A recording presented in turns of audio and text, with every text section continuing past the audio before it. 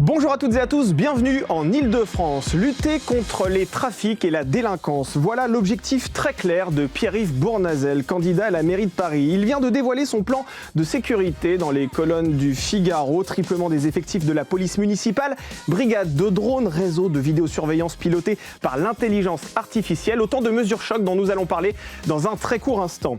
Un peu d'innocence et d'émerveillement, on en a grandement besoin et c'est justement la promesse du spectacle Disney en concert qui nous transporte de la fraîcheur d'Arendelle, royaume de la Reine des Neiges, à la chaleur de Motunui. Et ça tombe bien car nous recevrons sur ce plateau Cerise Calixte, voix française de Vaiana, et le producteur du spectacle Guillaume Jean. Ils seront ce soir sur la scène du Zénith de Paris. Et enfin, par ici les sorties, Bernard Babkin, journaliste culture à Madame Figaro, nous recommandera ses coups de cœur pour le week-end. Et nous allons parler d'un retour très attendu sur scène, celui du Roi Soleil.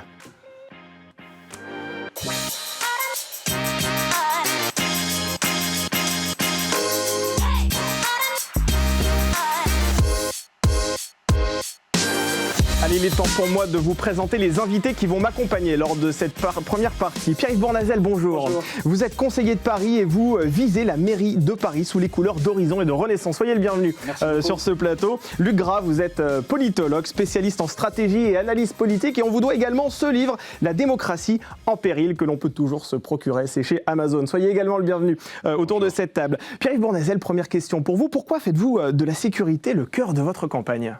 C'est un des sujets importants pour les Parisiens. Oui. Quand on n'est pas en sécurité, on ne peut pas s'épanouir dans une ville. Oui. Il y a eu des manquements. C'est une responsabilité évidemment de l'État, mais il faut que le prochain maire de Paris coproduise de la sécurité et de la tranquillité. Je veux être un maire anti-incivilité, anti-mafia, anti-délinquance. C'est absolument important. Donc il faut monter le curseur, il faut agir. Et pour agir, il faut avoir une vraie police municipale sur le terrain, 24 heures sur 24, 7 jours sur 7, avec un numéro dédié. Une police municipale capable de travailler avec les commerçants, les gardiens d'immeubles, avoir les informations. Il faut du bleu dans les rues, parce que c'est dissuasif. Et ensuite, ça sera une police municipale réactive. On comprend bien, Luc Gras, à travers ce discours, que la sécurité sera un enjeu majeur de la campagne municipale qui arrive. Est-ce qu'il y a une urgence sécuritaire à Paris ?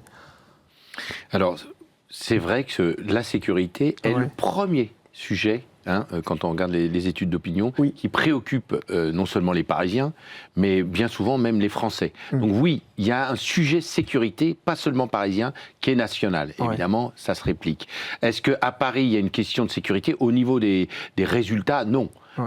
Paris n'est pas plus, globalement, n'est pas plus insécure que, évidemment, un certain nombre de territoires de France. La problématique sécuritaire, en réalité, elle touche maintenant tout le territoire national. Mais c'est vrai que les Parisiens qu'on pourrait croire à l'abri de ces problèmes-là ne sont plus du tout épargnés. Il y a un sujet sur la sécurité et en même temps, les Parisiens expriment aussi, j'ai fait ma petite enquête aussi avant de venir, que tout le monde ne doit pas se méfier de tout le monde. Vous voyez, il y a une ambivalence chez le Parisien. C'est bien sûr qu'il y a un problème de sécurité et en même temps, on ne peut pas fliquer toute la société, tout Paris, etc. Mais il y a une aspiration à avoir plus d'effectifs de police notamment. Alors c'est vrai que je vais vous donner un chiffre qui parle de lui-même. En 2024, Paris a recensé environ 245 200 crimes et délits pour un peu plus de 2,1 millions d'habitants, je le rappelle, soit un taux d'environ 116 faits pour 1000 habitants. Quel regard vous portez sur cette donnée ? C'est inquiétant et d'abord je le vois comme élu de terrain. Je suis un élu de Paris depuis 18 ans dans l'opposition municipale, élu du 18e. J'ai beaucoup interpellé à la fois l'État, la préfecture de police, la ville. Il faut monter notre curseur en matière de sécurité, c'est important, quelle que soit sa génération. Quel que soit son quartier, quelle que soit son origine, sa condition sociale, on a le droit de vivre en toute tranquillité, toute sécurité. Or, il y a incontestablement une aggravation de la situation ces dernières années, progressivement, sur les questions de vol à l'arraché, sur les questions de l'occupation illégale du domaine public, des violences, qu'elles soient à caractère sexuel ou des violences commises physiques vis-à-vis de personnes plus fragiles. Et tout ça crée un climat tout à fait désagréable. Et donc, il ne s'agit pas de fliquer tout le monde. Nous sommes la capitale de la liberté, la capitale de l'ouverture, mais pour vivre en toute liberté et être ouvert à l'autre, il faut déjà pouvoir aller et venir en toute quiétude, en toute sécurité. Donc, augmenter le niveau de sécurité, ça veut dire que, pour moi, la sécurité est une chaîne. Il faut des maillons bien imbriqués. Je serai un maire qui travaillerait avec les autres déjà, capable de dialoguer et d'obtenir des résultats de la part de l'État et de la préfecture de police. Mais je veux agir à mon niveau. C'est pour ça que, je l'ai dit tout à l'heure, je veux une vraie police municipale, à pied, à vélo, sur le terrain, visible 24 heures sur 24. Je veux que cette police municipale soit bien formée, avec des vrais policiers municipaux, capables de faire de la prévention, mais aussi de la sanction des incivilités et de la petite délinquance. Je veux que cette police municipale ait aussi une brigade spécialisée canine pour aider la police nationale, notamment sur tout le narcotrafic, les trafics de drogue. Je veux qu'il y ait de la vidéoprotection algorithmique, digne d'une grande capitale comme Paris, pour mieux identifier les problèmes et aider la police municipale et nationale à faire son travail. Et enfin, je crois qu'il faut expérimenter de nouvelles choses et je propose l'expérimentation de drones pour aider là aussi le travail de la police nationale et municipale pour obtenir des résultats, faire reculer la délinquance, faire reculer les incivilités pour qu'à Paris, on puisse bien vivre. Alors on va revenir sur vos propositions point par point, mais je précise aussi que la préfecture de police parle aussi d'une baisse d'environ 10% des atteintes aux biens et de 3% des atteintes aux personnes sur Paris et la petite couronne par rapport à 2023, ce qui prouve aussi que le tableau n'est pas si noir que ça. Ce n'était pas tout noir, mais si vous prenez sur les 15 dernières années, vous voyez bien, chacun le constate sur le terrain, la société est devenue plus dangereuse, il y a beaucoup plus de violence. Alors d'une année sur l'autre, parfois ça augmente beaucoup, parfois ça baisse un peu. Le plus important, c'est d'avoir des politiques publiques qui marchent. Moi, je veux être un maire qui mette en place des politiques publiques qui fonctionnent, que ça marche. Quand on fait une vraie police municipale, quand on fait de la vidéoprotection algorithmique, quand on expérimente des drones, ça doit nous permettre d'obtenir des résultats pour que dans chaque quartier, chacun se sente en sécurité, mais surtout que les faits diminuent nettement et durablement. Et Luc Gras, comment analysez-vous le fait qu'aujourd'hui, la sécurité soit un enjeu majeur des campagnes municipales, alors qu'auparavant, c'était quand même une question qui était souvent entre les mains de l'État, la sécurité. Aujourd'hui, on se rend compte que ça va devenir quelque chose de très très important pour les municipales. Alors, la réponse est presque dans la question, puisque vous savez que par le passé, c'était une police nationale essentiellement qui assurait la sécurité de nos concitoyens. De plus en plus, ce sont les polices municipales. Et on sait que dans ce domaine-là, Paris a pris du retard, puisque en termes d'effectifs rapportés à la population, il y a à peu près 2200 policiers municipaux à Paris, ce qui, selon le candidat Bournazel, mais également la candidate Dati, est insuffisant. Et là, vous voyez, évidemment, la droite parisienne, ou la droite et centre, joue sur du velours, parce que le bilan... Quand on voit les préoccupations des Parisiens, premier sujet, la sécurité, bilan de Madame Hidalgo sur ce sujet-là, il n'est pas fameux. Moi, je suis resté assez mesuré dans mes propos. La sécurité a été vraiment oubliée par la municipalité de Gauche. D'une manière générale, c'est un sujet de préoccupation pour les Français. Donc, en tant qu'analyste, je ne peux pas passer à côté de l'idée que, je ne sais pas si ça a été oublié, mais il y a un sentiment que ça a été pour le moins oublié. Et en termes d'effectifs, les faits sont là, les chiffres sont là. Il y a d'ailleurs des propositions qui sont évoquées par les autres candidats par rapport à cela, mais si la gauche reste sur son calibrage actuel, il est évident que ce sera un point faible dans le cadre de l'élection municipale. Avant de revenir vers vous, Pierre-Yves Bournazel, une petite question justement par rapport à ce sentiment d'insécurité. Est-ce qu'il est proportionnel aux chiffres dont nous venons de parler? Est-ce que ce sentiment d'insécurité est aussi fort que le nombre de délits et de crimes qui sont commis aujourd'hui dans les rues de la capitale? C'est une bonne question pour quelqu'un qui analyse. Pas du tout. Vous pouvez très bien habiter des quartiers où il y a relativement une bonne sécurité et où pourtant vous avez un sentiment d'insécurité. Et vous connaissez bien cette histoire magique et que dans certains villages de France où il n'y a absolument pas de problème d'insécurité, il y a quand même ce sentiment-là parce que c'est devenu quand même un sujet de société. Absolument. Pierre-Yves Bournazel, quelles sont les incivilités et les délits qui se produisent aujourd'hui le plus dans la capitale et qui, vous, à titre personnel, aujourd'hui, vous révoltent et qui justifient votre combat aujourd'hui? Ce qui justifie, c'est toutes les incivilités déjà pour la compétence de la ville qui minent le quotidien des Parisiens. Les occupations, par exemple, illégales du domaine public. Quand on ne sait plus où traverser, où on fait de la vente à la sauvette, où on vend n'importe quoi, des médicaments périmés, de l'alimentation, on exploite des gens. Et puis, il y a des phénomènes beaucoup plus graves où la police municipale peut aider le travail de la police nationale. On sait très bien que, par exemple, le narcotrafic, la question de la drogue, la question du proxénétisme à Paris sont des questions vraiment importantes et qui ont des répercussions aussi sur la vie quotidienne et sur de la délinquance et des incivilités au quotidien. Vous savez, l'angélisme, c'est pas bon. Je vais vous raconter une anecdote. En 2013, j'ai défendu déjà la police municipale. La gauche n'en voulait pas. Et je me souviens d'un débat face à Madame Hidalgo, qui n'était pas encore maire de Paris, mais candidate à la mairie de Paris, sur une chaîne concurrente, une chaîne d'information. Et je lui disais, je vois comme élu du 18e la nécessité d'avoir une police municipale, un nouveau maillon pour protéger les Parisiens au quotidien des incivilités et la petite délinquance, parce que la police nationale ne fait pas ce travail. Elle doit remonter les filières, la grande délinquance, la grande criminalité, les mafias et les réseaux, il y a beaucoup à faire. Et elle m'avait répondu non, il n'y en a pas besoin. Chacun retrouvera d'ailleurs l'extrait. Il est à disposition. Et finalement, comme parlementaire, lorsque j'étais député, j'ai poussé pour qu'on change le statut de Paris et qu'on puisse créer la police municipale. On l'a obtenu. Et puis, la ville de Paris, Madame Hidalgo, est devenue pro-police municipale. Tant mieux. Mais je l'ai alerté à l'époque en lui disant « mais il faut faire une vraie police municipale. Vous êtes en train surtout de recycler des agents qui étaient sur d'autres missions avant.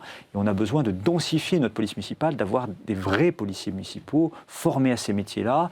Il faut monter en gamme. » Et j'avais proposé, dès l'époque, dès 2020, d'avoir une autre stratégie. Oui. Ça n'a pas été suivi. Pourquoi ? Parce qu'il y a une majorité très idéologique, avec des Verts et des communistes qui sont hostiles en fait à la police municipale. Ils n'en veulent pas. Et le compromis entre les socialistes, les Verts et les communistes a été de faire une police municipale diminuée, toute petite, et sans vraiment des véritables moyens d'agir. Qu'on pensait qu'à Paris, la police municipale n'est pas 24 heures sur 24. Ouais. On est où ? Paris a besoin de sécurité et de tranquillité 24 heures sur 24, 7 jours sur 7. Alors je disais tout à l'heure en introduction, M. Bournazel, vous représentez Ensemble et Horizon, en tout cas pour effectivement ces élections municipales. Horizon et Renaissance me soutiennent effectivement. Horizon et Renaissance vous soutiennent absolument. Et c'est vrai que généralement la sécurité, c'est quand même une question qui est quand même qui occupe beaucoup les forces de droite. Qu'est-ce que ça dit aujourd'hui aussi des élections municipales, le fait qu'un candidat comme M. Bournazel soit très investi sur ce type de champ ? Ça dit déjà qu'on est en période de campagne électorale, ouais. Évidemment, bien sûr. Quand vous savez que les préoccupations des Français sont sur un sujet, vous êtes obligé d'aller vous positionner. Ce que fait d'ailleurs pas forcément la gauche. Moi, c'est au niveau national, je ne comprends pas que la question de la sécurité soit jamais abordée très insuffisamment par le Parti socialiste. C'est effrayant. Quand vous voyez que les Français, c'est une de préoccupation, comment vous allez chercher l'électorat populaire qui est le plus fragilisé par ces sujets-là, sans traiter le sujet. Donc là, il y aura besoin de développement. Pour ce qui est de Paris, c'est évident que la droite et le centre jouent sur du velours parce que le bilan, encore une fois, n'est pas perçu comme favorable sur ce sujet-là. D'ailleurs, s'il est mis en tête des préoccupations des Parisiens, c'est bien qu'il n'y a pas de résultat derrière. Après, sur l'approche du sujet, évidemment, il y a une compétition entre Madame Dati, Monsieur Bournazel, et c'est à celui qui en aura le plus, etc. C'est ce que j'allais vous dire. Est-ce qu'on ne va pas aller dans une course à celui qui sera le plus ferme ? Écoutez, il y a quand même des sujets comme l'efficacité. Oui. Une police municipale désarmée, c'est en gros quasiment une vocation qui n'est pas remplie complètement. Oui. Évidemment que la police municipale doit être équipée. On prend du retard à ne pas aborder les sujets dans leur effectivité. C'est-à-dire que si on en est encore à combattre sur l'idée ou pas d'une police municipale de 2000 à 5000 ou 6000 membres, eh bien on prend du retard. Aujourd'hui, les vrais sujets sont ceux des supports technologiques, sont ceux de la collaboration entre la police municipale et les polices nationales, enfin gendarmerie en province, mais ça peut être aussi un sujet à Paris avec la police nationale. Et il est évident que face au développement du narcotrafic, de la délinquance, etc., la meilleure des collaborations entre eux est nécessaire. Et les états d'esprit des policiers eux-mêmes évoluent par rapport à ces sujets-là. Comme les moyens sont restreints, sont réduits, eh bien, il faut mettre en place tout cela. Et donc, vous comprenez bien qu'aborder le sujet, c'est ouvrir le débat sur quelque chose d'essentiel pour la sécurité des citoyens. Justement, messieurs, entrons tout de suite dans le vif du sujet. Pierre-Yves Bournazel, pour répondre à cette urgence sécuritaire, vous voulez donc tripler, je disais tout à l'heure, le nombre de policiers municipaux, c'est-à-dire que vous souhaitez qu'ils passent de 2200 agents à peu près, je crois, à 6000 à l'issue de votre mandat. Qu'est-ce qui vous a déjà conduit à ce chiffre de 6000 ? Pourquoi 6000 ? Pourquoi pas 7000 ? Et pourquoi pas 5000 ? Non, parce que j'ai bossé. Ouais, c'est tout à votre honneur. Je suis un élu de terrain et je propose la police municipale depuis 2013 avec beaucoup de constance. Je suis un élu de terrain, je vois les problèmes, je rencontre chaque jour les collectifs d'habitants, je vois tous les problèmes et la multiplication des phénomènes. Ensuite, depuis 2 ans, j'ai monté des groupes de travail, dont un groupe de travail sur la sécurité et la tranquillité avec des citoyens, mais aussi des experts. Et nous avons travaillé ensemble et nous avons convergé sur la possibilité de savoir financer 6000 agents formés progressivement à l'armement pour avoir une vraie police municipale. Parce que je dois dire une chose en toute transparence, c'est que nous avons un projet qui est financé. Je propose un plan d'économie sur le train de ville, l'hôtel de ville, depuis longtemps. Je propose des économies en débureaucratisant l'administration parisienne. Vous avez 22 directions à Paris et 42 directeurs. Vous avez une technostructure trop importante qui décourage les agents de terrain. Nous souhaitons débureaucratiser pour avoir plus d'agents sur le terrain. Nous voulons lutter contre l'absentéisme qui est un fléau à Paris. Nous voulons diminuer le train de vie de l'hôtel de ville des élus et des hauts fonctionnaires. Je veux arrêter la promotion qui coûte 250 millions d'euros par an et qui coûte très cher aux contribuables sans créer de nouveaux logements. Toutes ces économies vont aller au désendettement de la ville pour une partie et une autre partie pour réinvestir cet argent pour la qualité de vie des Parisiens, sur la propreté, sur la gestion des travaux, sur les équipements de proximité, sur le périscolaire et sur la sécurité, parce que la sécurité, c'est un sujet important. Donc c'est 6 000 agents formés pour avoir de vrais policiers municipaux, 24 heures sur 24, 7 jours sur 7, pour travailler effectivement, vous avez parfaitement raison, en collaboration avec la police nationale et aussi la police des transports. Faire en sorte d'avoir cette vidéoprotection, ces drones, que je propose aussi d'expérimenter pour faciliter leur travail. Et puis, je veux une culture du résultat. Je veux de l'efficacité, je veux être un maire efficace et je rendrai des comptes sur le recul des incivilités, le recul de la délinquance. J'ajoute aussi que j'ai vu des phénomènes, j'ai été lanceur d'alerte sur des nouveaux phénomènes il y a déjà quelques années, on en parle davantage aujourd'hui, par exemple le rachat des baux commerciaux. Ça a commencé dans le nord-est de Paris, ça s'est étendu dans tout Paris par les mafias pour blanchir l'argent sale. Il y a vraiment la mafia à Paris ? Mais bien sûr, comme élu local, je l'ai vu, c'est-à-dire comme citoyen, quand vous avez des parties de rue qui changent d'un coup de destination commerciale, que des gens investissent beaucoup d'argent et qu'il n'y a pas de clients dedans, vraisemblablement, c'est que c'est du blanchiment d'argent. Oui. Je l'ai dénoncé, je l'ai médiatisé. Aujourd'hui, on commence sérieusement à en parler. Comme maire de Paris, je demanderai à la préfecture de police et à l'État de mener les enquêtes, de remonter les filières, et je demanderai des résultats à l'État et à la préfecture de police pour éradiquer ces mafias. Mais comme maire, j'agirai. C'est-à-dire que quand je verrai qu'il y a un doute sur ces rachats de baux commerciaux, je préfère utiliser cet argent-là pour prendre ces baux commerciaux et refaire du commerce de proximité dans les quartiers à destination des Parisiens, notamment du commerce de bouche de qualité, du commerce à vocation culturelle. Parce que vous prenez la rue Marx-Dormois, par exemple, dans le 18e, entre les commerces communautaires afghans et les commerces qui ont été rachetés par ces mafias, les quelques commerçants honnêtes qui restent sont complètement déprimés et les habitants vont faire leurs courses plus loin et on abîme Paris. Et autour de ça, il y a des nouveaux trafics, évidemment, parce que là-bas, il y a des ventes de trafic, du trafic de cigarettes, il y a des ventes illégales, vous pouvez tout trouver. Il faut remettre tout ça en ordre de marche. Il n'est pas question de laisser un certain nombre de quartiers à Paris être à l'abandon et aux mains de gens qui veulent faire leur loi. La loi doit rester républicaine. Je suis très attaché à la sécurité. Force doit rester à la loi. Force doit rester à la loi, parce que je suis très attaché à la République. Et je pense que agir en matière de sécurité et de tranquillité, c'est éviter que nos concitoyens tombent dans l'extrémisme politique. C'est leur dire, on prend en considération vos problèmes, les faits, mais aussi le sentiment, et on agit et on est efficace pour vous, parce que c'est bien la République qui doit amener des réponses, c'est la loi républicaine qui est la plus forte. Juste le gras sur ce genre de discours, effectivement, ça va retrouver forcément un écho considérable dans la population. C'est même transpartisan. Les études montrent aussi qu'à gauche, on souhaite davantage de sécurité. À partir de ce moment-là, Pierre-Yves Bournazel, en annonçant un chiffre de 6 000 agents municipaux, il aura peu d'opposants, en tout cas, dans la population contre lui.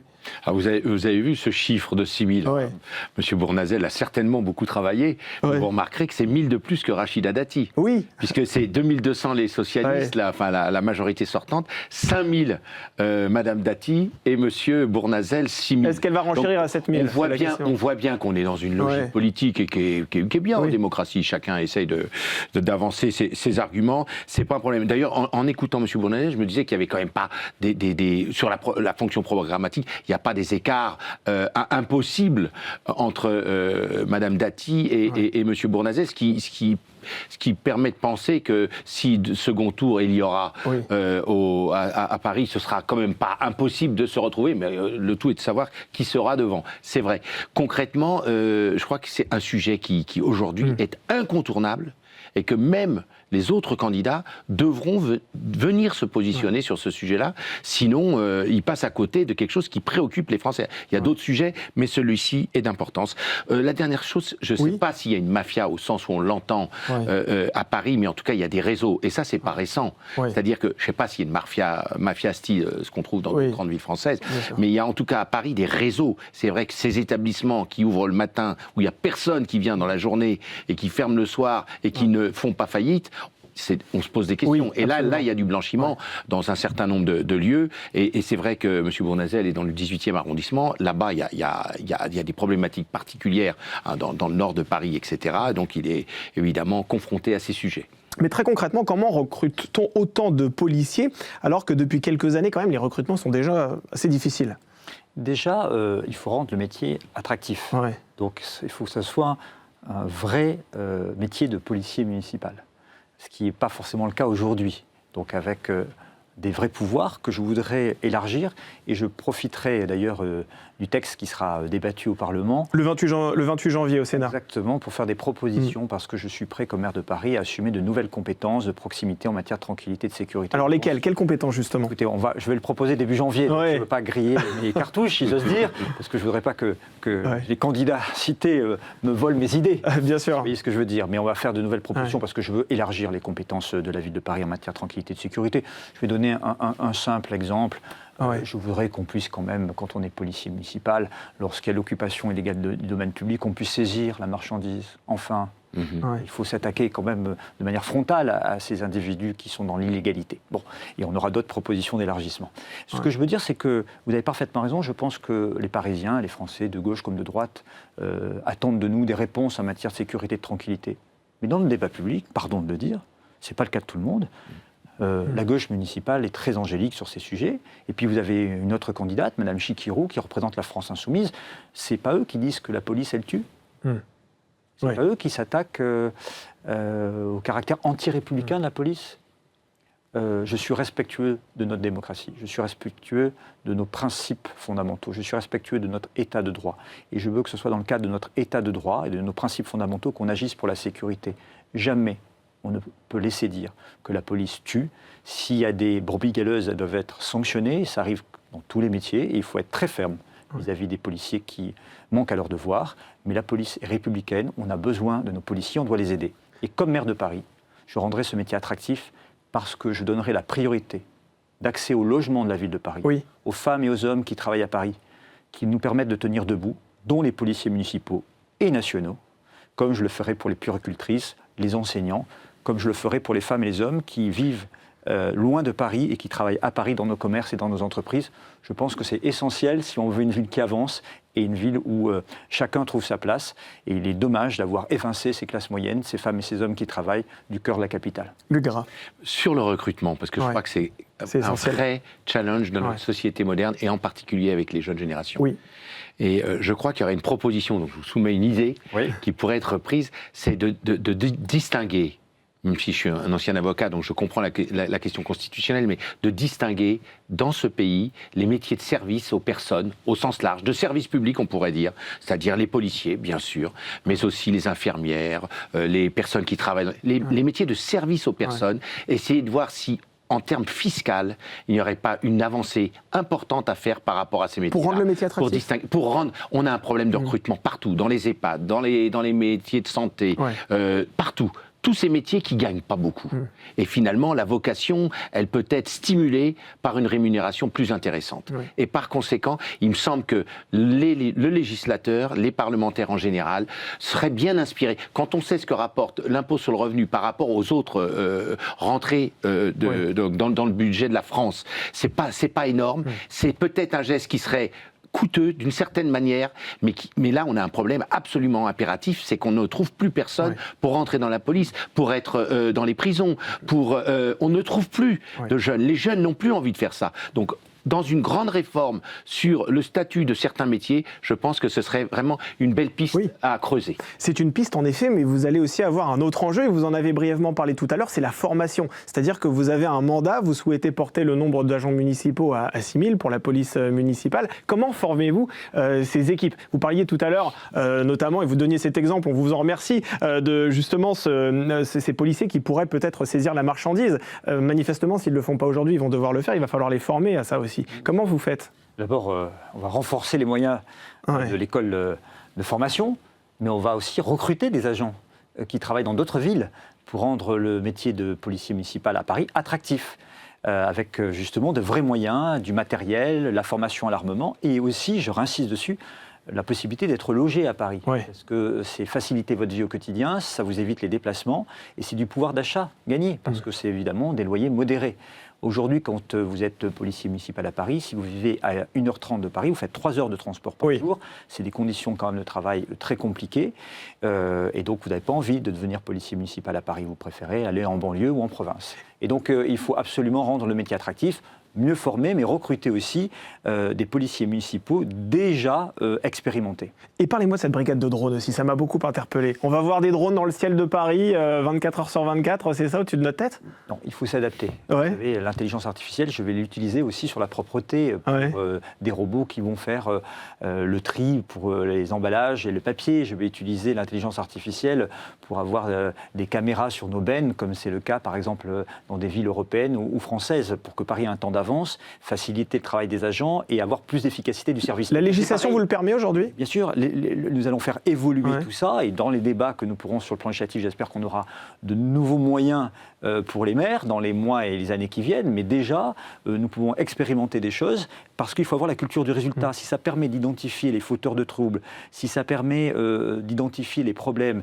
et d'avoir une police plus réactive avec plus de résultats, il ne faut pas s'en priver, de manière encadrée évidemment, par la législation et par le respect de toutes les règles, mais il faut avancer sur ces sujets, sinon nous serons débordés, car n'oubliez pas que les délinquants, et sur un autre plan encore plus grave pour la police nationale, les criminels, eux s'adaptent très vite aux législations, et eux sont très organisés, ils ont des moyens, et si on veut frapper vite et fort, il faut que nos policiers soient soutenus aussi par toute l'innovation. Luc, on arrive déjà au terme de cet entretien, mais quand même, je voulais vous poser cette question. Dans l'opinion, où se situe aujourd'hui la frontière entre demande de sécurité, ce qui est le cas, on l'a vu, et crainte d'une ville sous surveillance? Parce qu'il y a aussi cette question-là, on peut avoir peur, effectivement, de vivre dans un monde qui ressemble un peu à Big Brother. Alors, d'ailleurs, la proposition de M. Bournazel, c'est la principale critique qu'il y a eu, c'était le bon angle. C'était cette histoire des drones qu'on nous flique de partout. Bon, il faut mettre de côté ceux qui sont toujours négatifs et qui passent leur temps à critiquer toutes les initiatives des politiques. Et ça existe malheureusement dans ce pays. Mais si on regarde les choses plus en avant, il y a notamment un texte qui va revenir en janvier au Sénat sur les questions telles que celle qui est évoquée aujourd'hui. Et c'est justement l'objet du législateur de voir comment assurer plus de sécurité tout en respectant plus les libertés. Vous savez, un ancien ministre du général de Gaulle, Alain Peyrefitte, qui avait donné comme slogan c'était sécurité et liberté. À l'époque, vous vous rappelez, ça avait été tohu-bohu, parce que, oh là là, on flique tout. Mais aujourd'hui, les Français sont d'accord avec ça. C'est-à-dire qu'aujourd'hui, les Français veulent plus de sécurité tout en ne renonçant pas à leur liberté. Eh bien, merci à vous, bien messieurs. raison. Bien raison. Merci à vous, messieurs. Le débat était passionnant et je nul doute qu'on aura l'occasion d'en refaire un au cours des prochains mois lors de cette campagne municipale. On poursuit ce programme avec une immersion dans une faille spatio-temporelle dont on peine à vouloir sortir. Merci.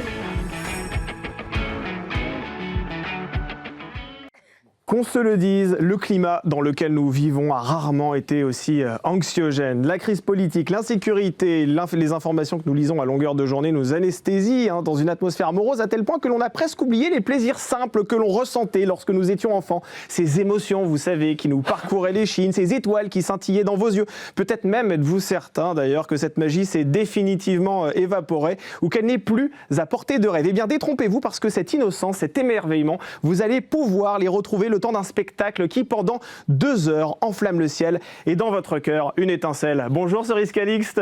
Bonjour Guillaume Jean. Bonjour. Vous l'aviez la référence quand même de la fin de mon introduction? Évidemment. Je rappelle évidemment que vous êtes la voix française de Vaiana, mémorable film d'animation Disney.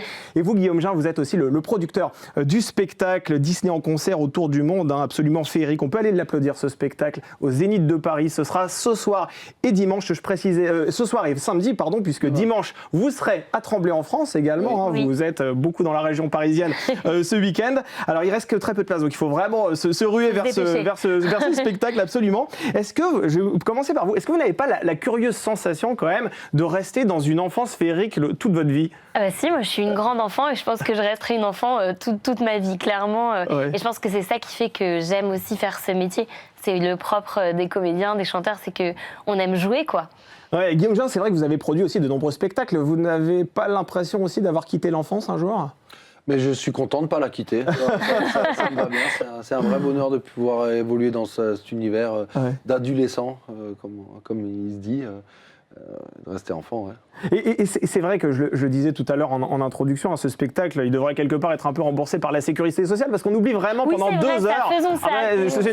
Après, il y a un petit déficit, je ne sais pas si vous en avez entendu parler, c'est un peu compliqué. Mais pour vous aussi, c'est une vraie bouffée d'oxygène ce spectacle? Ah oui, je pense que c'est une bouffée d'oxygène pour le public et pour nous en tant qu'artistes de se retrouver, de tout ce qu'on a enregistré en studio. En fait, c'est super, mais quand on voit les enfants qui chantent avec nous, qu'on voit que les enfants sont accompagnés par les parents, les grands-parents, les cousins, les cousines, les parrains, les marraines, les babysitters. Enfin, en fait, c'est un spectacle qui est multigénérationnel et je pense que oui, ça apporte de la joie à tout le monde. C'est ce qu'il faut préciser, ça. Vous avez raison, Guillaume, parce qu'on pourrait croire que c'est un spectacle qui s'adresse qu'aux enfants. En vérité, non, il s'adresse aussi à toute la famille, aux plus grands également.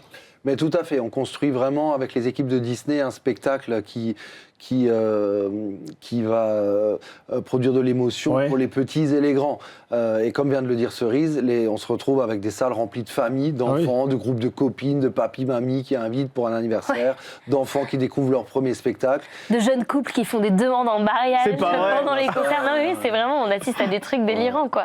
Tout le monde vient trouver ce qu'il aime ou qu'il a aimé ou qu'il découvre chez Disney, donc on a vraiment... quelque chose d'incroyable qui se passe dans nos spectacles à ce niveau-là. Eh bien justement, vous savez, rien de tel que des images pour mettre effectivement des étoiles dans les yeux de nos téléspectateurs. On a la bande-annonce de ce spectacle Disney en concert, je vous propose de la découvrir.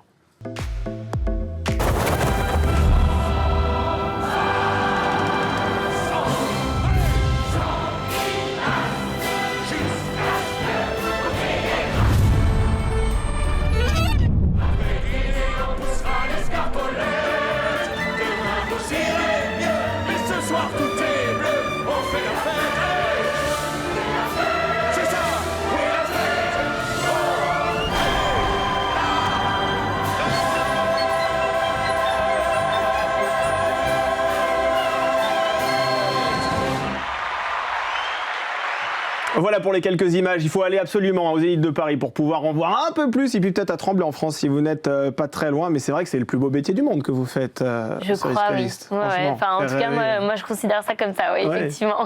Et Guillaume, vous êtes sur toutes les dates, vous, en tant que producteur? J'aime aller sur toutes les dates, effectivement. Ouais. J'accompagne les équipes, je suis là, à l'écoute, je suis avec mes chanteurs, les artistes, les danseurs, les équipes techniques.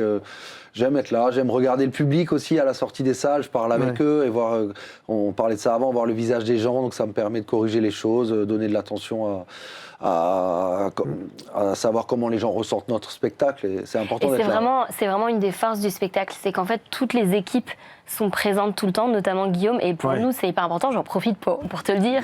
Non mais c'est hyper important parce que du coup il a un regard autre, de producteur mais aussi de spectateur, parce que du coup il va dans le public, et du coup pour nous c'est hyper important parce que ça nous permet de nous réajuster aussi et ça permet de se comprendre. En fait c'est pas toujours évident entre une production, un artiste et en fait ça se passe super bien parce qu'il est là tout le temps avec nous, donc il vit le truc avec nous, il sait ce que c'est que de dormir dans un tourbus, il sait ce que c'est que vous dormez dans un bus, mais attendez, avec toutes les dates que vous avez, ça doit pas être très confortable. Moi j'adore aussi, mais bien sûr que si, c'est trop génial. Attendez, j'espère que vous avez des séances de kiné remboursées aussi, parce que franchement...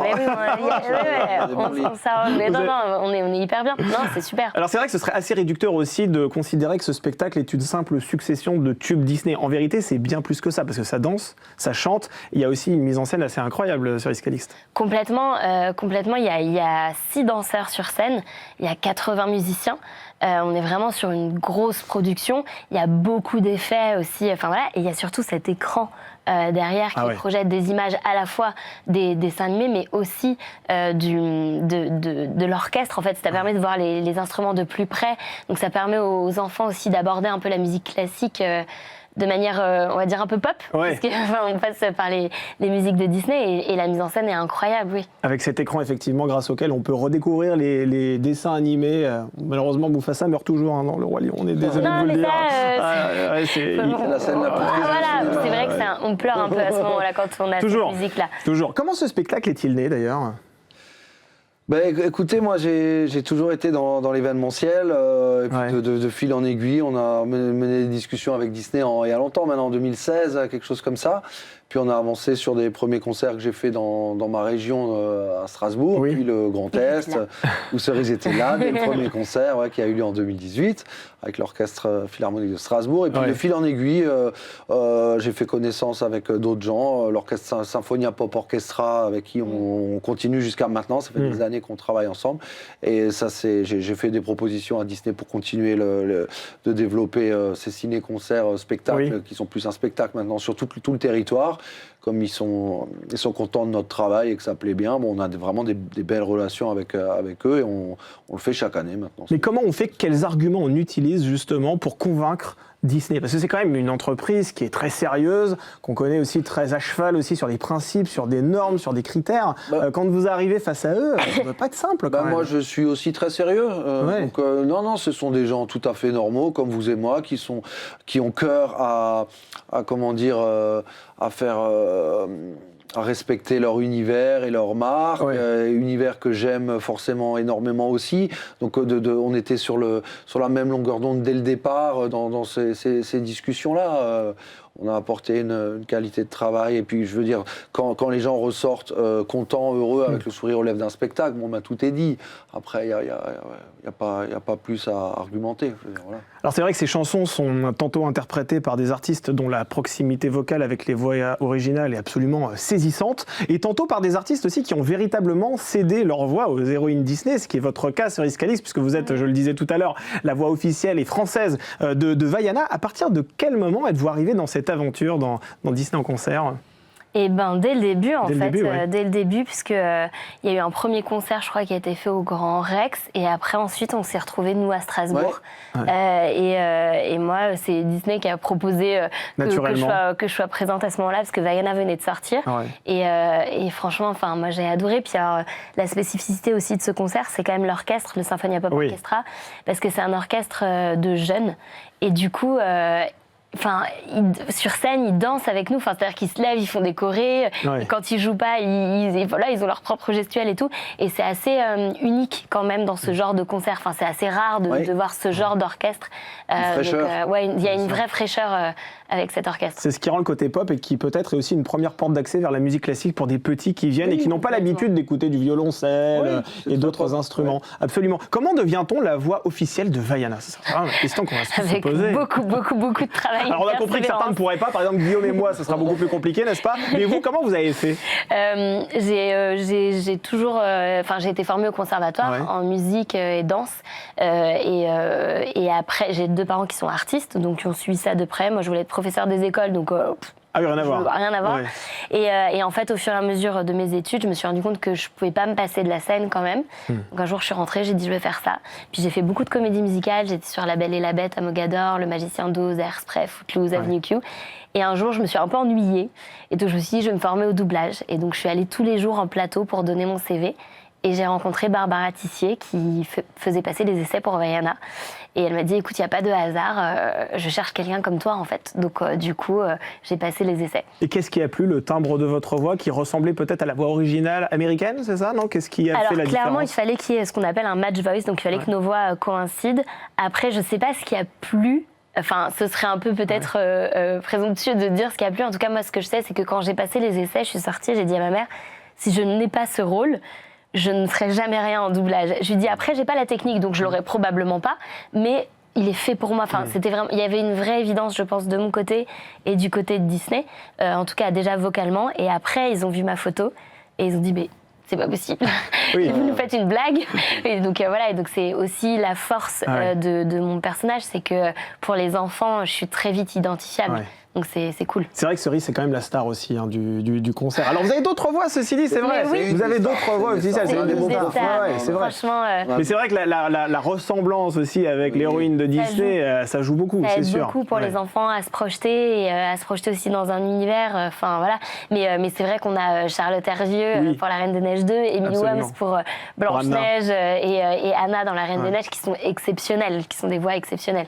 Elles ont été faciles à convaincre pour rejoindre Disney en concert. Comment ça s'est passé? C'est vous qui avez dû aussi utiliser des bons arguments pour pouvoir les faire venir? Alors non, là c'est un travail en lien avec Disney France. Ouais, c'est plutôt Disney. C'est les équipes de Disney France qui nous proposent de travailler avec ces gens-là. Et comme dit, le spectacle est construit avec mes équipes, moi, mais aussi et surtout Disney France qui prend les décisions. Ouais. Qu'est-ce qu'on joue, qu'est-ce qu'on joue pas, avec qui. Ils sont quand même garants, je dirais, de l'ensemble des choses et force de proposition et validateurs de ce qui se passe sur scène.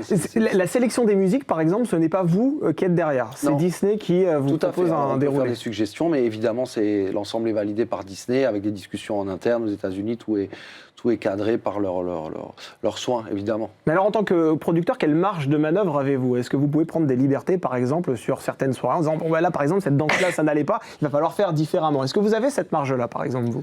Mais j'ai pas envie de prendre de liberté parce que Disney et Disney ont fait un spectacle Disney, donc je veux dire c'est à eux d'être force de proposition. Par exemple cette année on a rajouté les titres de Mufasa, moi qui avais d'abord un frère, la superbe chanson de Blanche-Neige, on a rajouté les titres de Vaiana 2, donc ça vient sous une impulsion de Disney parce qu'on peut le faire, parce que c'est le moment, parce qu'il y a l'actualité qui colle, donc je suis ravi de ne pas avoir à prendre de marge de manœuvre sur ça et que les choses viennent d'eux parce que c'est Disney qui sait. Cerise Calix, il va y avoir une suite à Vaiana, je crois, non? J'adorerais. Non, j'adorerais. C'est pas le cas. C'est vrai que quand le 2 finit, on se dit, mais il y a forcément un 3, mais j'en sais rien. Vous savez pas? Il y a un film Vaiana en tout cas qui va live action qui sort en juillet. Est-ce qu'à ce moment-là, vous posez votre voix aussi sur Vaiana? Je ne sais pas. Vous ne savez pas? C'est parce que vous voulez pas me le dire ou parce que vous ne savez pas? Je ne sais vraiment pas. Vous ne savez vraiment pas. Donc c'est encore en discussion. Mais je ne sais pas. Moi, je peux vous dire que moi non. Non, vous, c'est pas le cas, non. Vous, c'est pour Peter Pan, je crois. Il y a un crabe, ouais. Enfin, j'imagine, je ne sais pas, je l'ai pas vu, mais... Ça vous irait bien, ça. Vous le faites bien, là, en tout cas. Ah, franchement, ouais. Si j'étais le casteur, je vous prends direct. Hein, franchement. Par contre, Cerise Calix, vous allez entamer une tournée solo. Ça, c'est vrai. Oui, c'est vrai. À partir de quand? À partir du 11 janvier, Cerise chante Disney. Et voilà, j'ai beaucoup de chance de faire... c'est avec le Symphonia Pop Orchestra. Et ça a été longtemps aussi chapeauté par Guillaume. Enfin, ça a été des discussions pendant plusieurs mois. Et je suis très, très heureuse de faire ça parce que sans les Disney en concert, je pense que j'aurais pas pu faire ça derrière. Donc on va dire que c'est deux beaux concerts qui s'appellent l'un l'autre. Cerise chante Disney, c'est pour les plus petits, vraiment très interactif. Voilà, on chante, on danse sur scène. Ils viennent sur scène avec moi et ça les amène vraiment. Le but pour nous, c'est aussi de leur dire et regardez maintenant, allez step au-dessus. On va avoir un orchestre symphonique sur les Disney en concert. Et quelles sont les chansons, par exemple, que vous interprétez sur scène lors de cette tournée? Les plus grands tubes Disney, Sous l'océan. Alors les chansons, parce que moi j'avais sorti un album avec Disney. Disney, donc les chansons de mon album en partie. Voilà, on a La Princesse et la Grenouille, Aladdin, La Petite Sirène. Enfin voilà, il y a plein de petites surprises au piano, ukulélé. Enfin voilà, on est vraiment sur un spectacle très différent, très interactif, mais qui, on va dire, amène vers les Disney en concert. Et vous, Guillaume, votre vie professionnelle ne s'arrête pas à Disney en concert, puisque vous avez racheté les droits aussi d'autres franchises. On peut en citer quelques-unes, hein. Warcraft, par exemple, Final Fantasy. Oui. On a les concerts World of Warcraft au mois de mai, toujours au Zénith. C'est fantastique, un jeu qui a plus de 20 ans, des millions de joueurs. On a aussi, sous franchise Disney, sous licence Disney, Marvel en concert. Donc ça, c'est incroyable, un spectacle immersif très populaire Paris, aussi, j'imagine. On l'avait déjà fait l'année dernière, ça c'est fantastique. Effectivement, j'aime l'univers du jeu vidéo, donc on a le concert Square Enix qui arrive, avec notamment les musiques de Final Fantasy, comme vous disiez, ça c'est pour début 27. Il y a des belles dates dans votre agenda. Il y a des dates dans l'agenda. On a aussi toute la tournée de fin 2026 de Disney aussi déjà sur les rails, avec un tout nouveau spectacle, une nouvelle chorégraphie. Vous allez reprendre les routes aussi avec Disney en concert. Bien sûr, c'est tous les ans, tous les novembre, décembre de chaque année. C'est le rendez-vous de Noël, quoi. Bien sûr. Cerise sera toujours là. Ah ben voilà, vous venez de l'apprendre peut-être. Bon, voilà. Elle vous a parlé du salaire ou pas? Ça fait 8 ans, on est toujours content. Fait partie des gens qu'on veut forcément revoir avec nous sur scène, mais tout comme les autres. On a vraiment la chance d'avoir une très très belle équipe. On sera très heureux en tout cas d'aller vous applaudir pour cette nouvelle tournée. Merci beaucoup Cerise Calix, merci Guillaume Jean. Allez voir Disney en concert, donc c'est ce vendredi au Zénith de Paris, également ce samedi et dimanche vous serez à l'Arena Grand Paris de Tremblay. C'est en Seine-Saint-Denis que ça se passe. Merci à vous deux et cette émission se conclut tout de suite avec Par ici les sorties.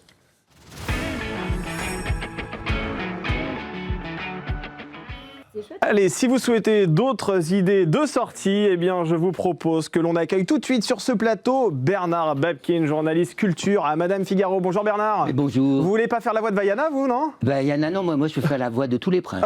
La voix de tous les princes, ça vous irait bien. Vous, je vous verrais bien à Aladdin.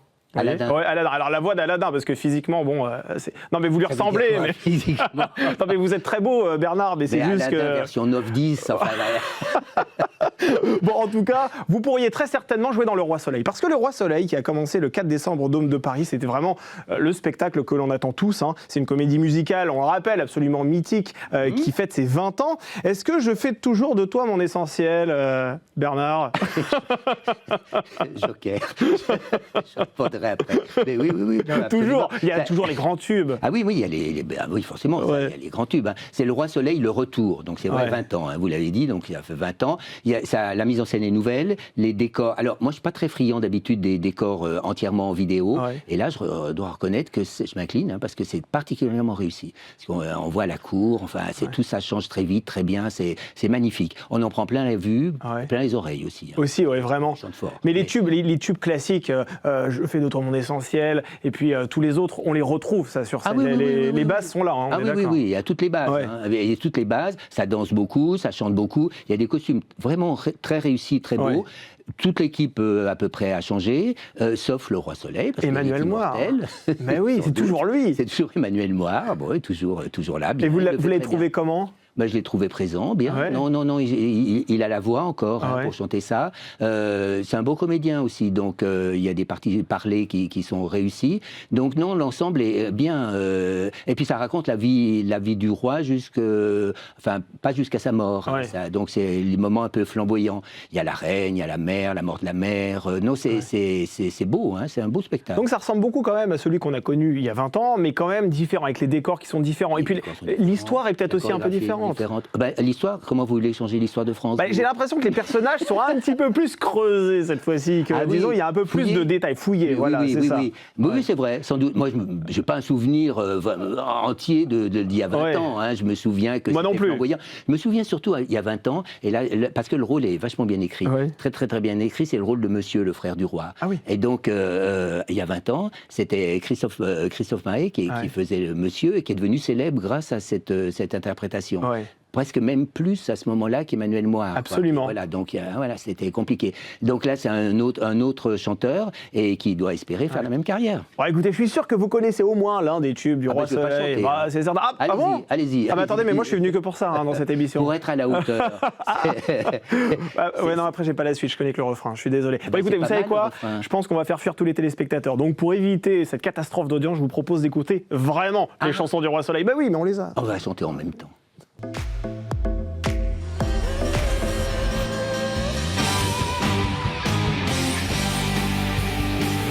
à la hauteur, sans jamais en descendre, et ne pas se défendre, de vouloir en vainqueur. Être à la hauteur. Voilà, c'est au Dôme de Paris jusqu'au 18 janvier. Puis le spectacle va partir sur les routes pour 130 dates quand même. Il y a déjà 350 000 billets qui ont été vendus. Comment expliquez-vous que 20 ans après, ce spectacle fasse encore toujours recette ? Moi, je ne sais pas le sujet. Je pense que le roi Louis XIV, Versailles, ça impressionne toujours.